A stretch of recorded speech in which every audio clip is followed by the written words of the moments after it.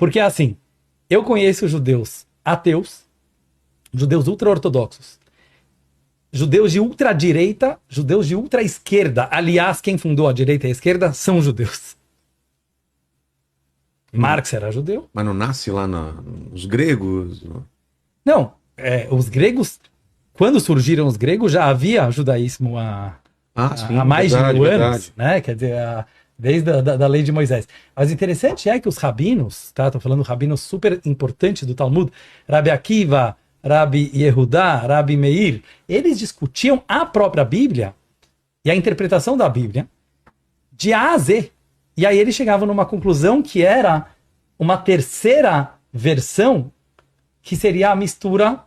Na verdade, eu falei gregos não, mas na verdade era na França, né? Que uns se posicionavam à esquerda, outros à direita. Sim, mas você, acabou... sempre teve, né? Quer dizer, essas duas linhas de pensamento. Depois você tem judeus de todas as raças. E eu acho importante falar aqui também, né? Porque a Aline menciona que é uma etnia, mas a gente tem judeus negros, e temos judeus brancos, né? E temos judeus de olhos puxados, e temos judeus literalmente assim, de todas as etnias e raças, se a gente pode chamar assim. Então eu fiquei pensando muito assim, há algum paralelo com o conceito de ser judeu? Não tem. Não tem, porque não é uma religião. Tem judeu ateu. Não é uma cultura, porque a cultura ela é totalmente diversificada, não é uma filosofia. Então, eu costumo dizer que é um fato. E é isso que incomoda tanta gente.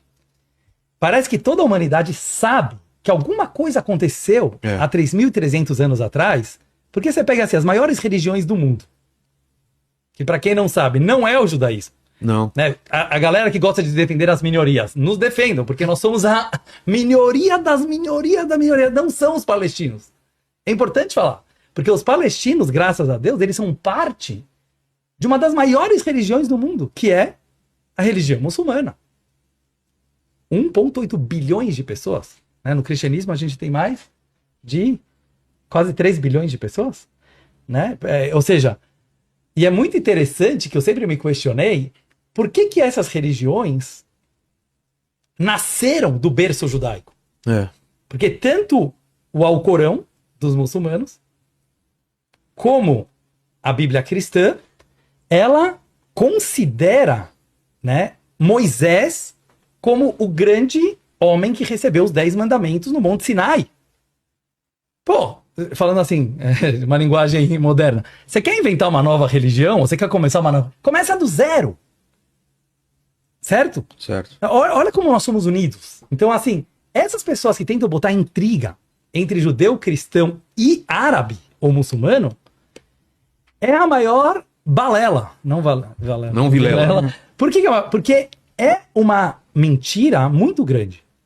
É o contrário, porque tanto o islamismo como o cristianismo, eles são completamente fundamentados nos 10 mandamentos e na história judaica.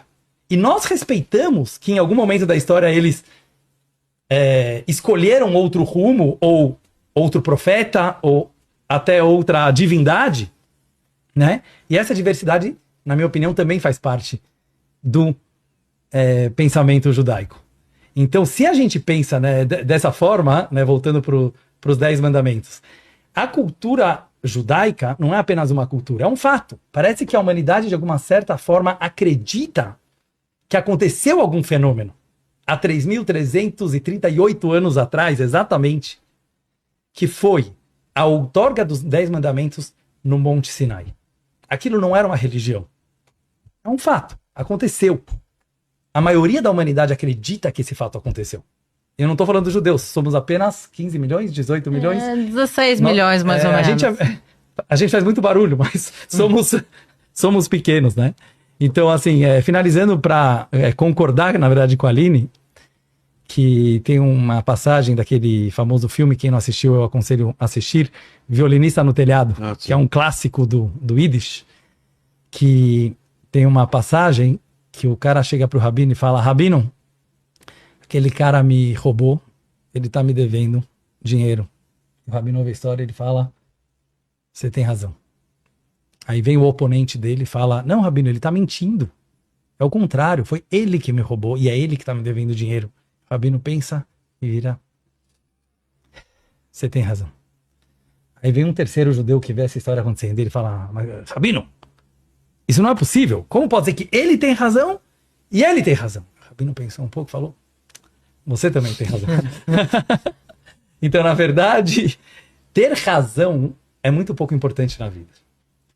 Ter razão é uma coisa tão limitada, né? Quer dizer, a tua lógica humana no dia de hoje chegou na conclusão que tal coisa está certa, né? Você não engana ninguém, a gente sabe que você muda de opinião 3 vezes por dia, você só não fala isso na academia, você não fala isso na escola.